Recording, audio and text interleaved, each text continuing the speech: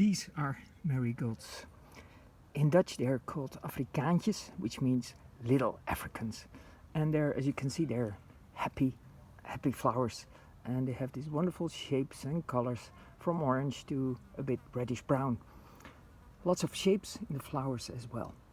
And it's easy to grow them by yourself from seeds.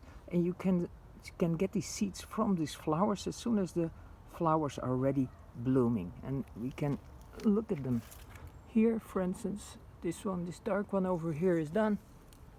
Right, you see it, there's no great flower anymore. You can just pick, I try to do it with one hand, it's easier with two. You can just take the top off. There you go. And from this you can harvest the seeds. And I will show how that works.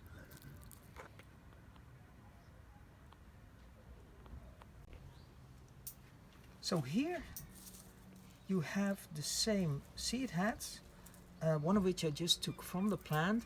These are a bit older because they have been dried completely, right? And you can start to use them end of February, beginning of March, and then you can sow them. So you have to wait through the winter before you can do this, what I'm doing right now. So here you have a seed head. So where are the seeds?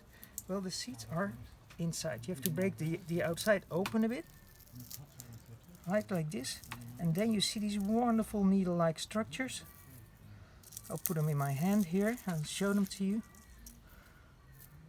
These are all the seeds coming from one seed head, which is amazing.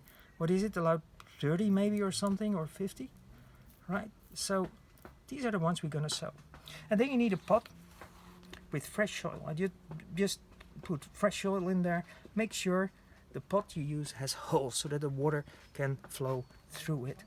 Keep the soil moist at all times after sowing.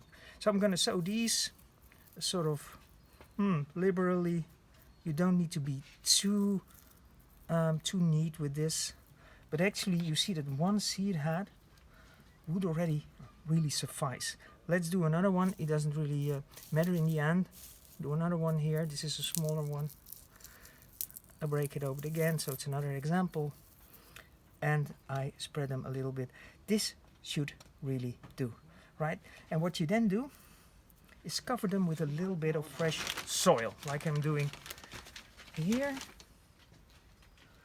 and make sure you cover them completely, but with a really thin layer. So not too much. And as I said, it's best to do this beginning March.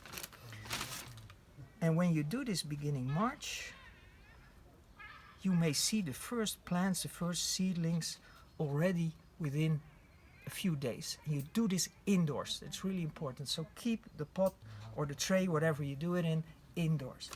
Make sure it's moist. So again, put some water on it, like I do right now.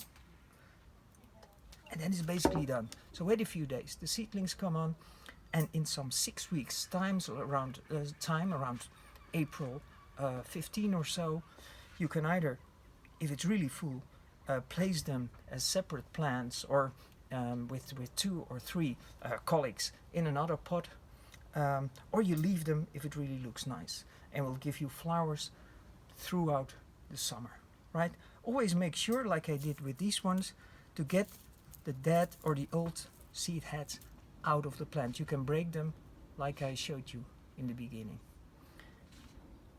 And then when you have these seed heads again the next summer, you have your own seeds that you can use in the next season, and the whole cycle can start again. Have fun.